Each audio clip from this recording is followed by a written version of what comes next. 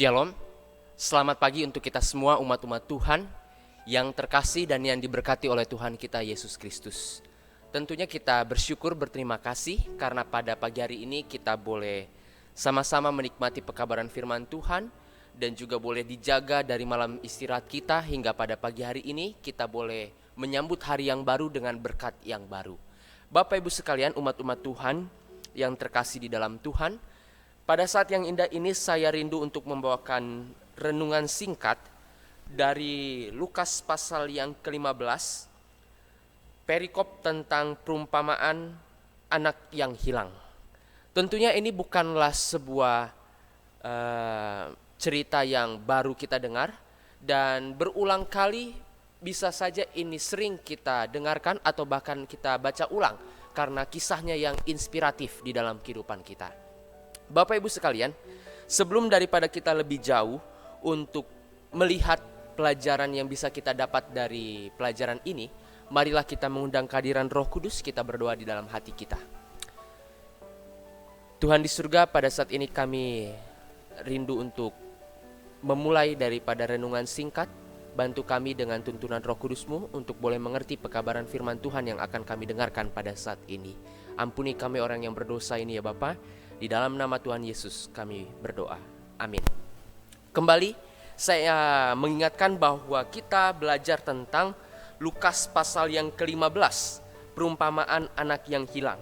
Saya tidak akan membacakan satu persatu ayat dari perikop ini karena itu membutuhkan waktu yang sangat lama. Bapak Ibu sekalian, singkatnya ada sebuah peristiwa di mana pada saat itu ada sebuah pertemuan. Jadi di sebuah pertemuan itu ada beberapa orang yang hadir dan kita bisa sebut saja salah satu di antaranya bernama Robert. Jadi Robert dia datang ke sebuah pertemuan dengan teman-temannya dan ternyata di pertemuan itu mereka melaksanakan sarapan bersama. Tetapi hal yang tidak disadari oleh Robert adalah ketika dia sedang mau memesan makanan, dia baru teringat bahwa dia lupa untuk membawa dompetnya. Dan ia menjadi gelisah, ia menjadi bingung, apakah saya nggak usah makan? Apakah saya nggak usah pesan makanan ini atau hanya sekedar minum saja? Karena saya sendiri lupa untuk membawa dompet. Nah, tetapi ada seorang teman dari Robert lainnya, dia berkata, santai saja, pesan saja. Maka saya akan membayarnya untukmu. Oleh sebab itu, mereka berdua sama-sama menikmati hidangan itu dan teman dari si Robert ini dengan senang hati membayar tagihan daripada si Robert yang lupa untuk membawa dompetnya. Bapak Ibu sekalian yang terkasih, mungkin pelajaran untuk kita sendiri adalah bahwa kita juga pernah mengalami hal yang sama, mengalami dilema di dalam kehidupan dan keinginan untuk membayar sesuatu, tapi kita nggak sanggup untuk membayar itu. Karena memang kita tidak mempunyai sesuatu hal yang berharga untuk bisa membayar daripada apa yang kita inginkan itu. Dan bila kita melihat dari pelajaran ini, ada kalanya kita juga harus sama seperti Robert. Kita harus rendah hati untuk bisa menerima apa saja yang diberikan orang kepada kita, yang ditawarkan kepada kita.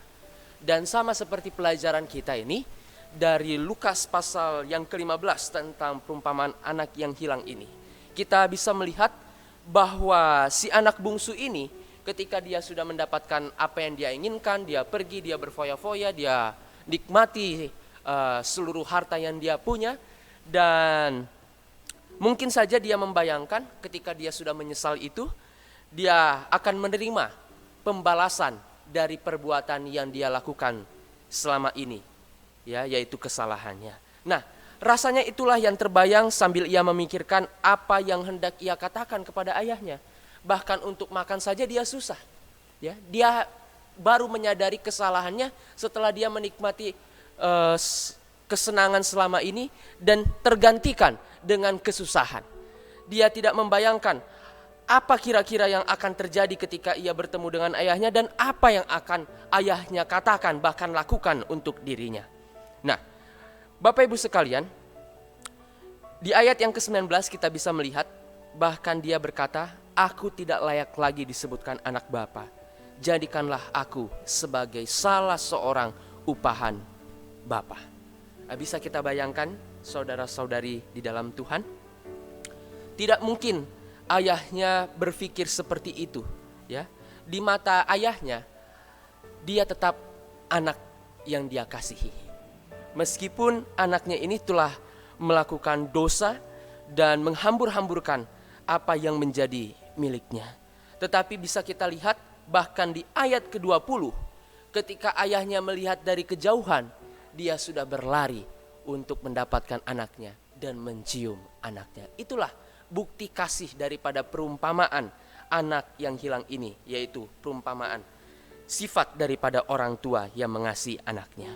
Bapak Ibu sekalian, ini adalah gambaran yang luar biasa. Yesus mau memberikan pelajaran kepada kita betapa baik dan kasihnya bukti Bapa kepada kita anak-anaknya.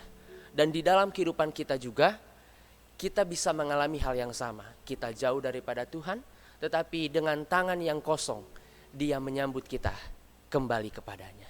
Bapak Ibu sekalian, ini adalah pelajaran yang luar biasa.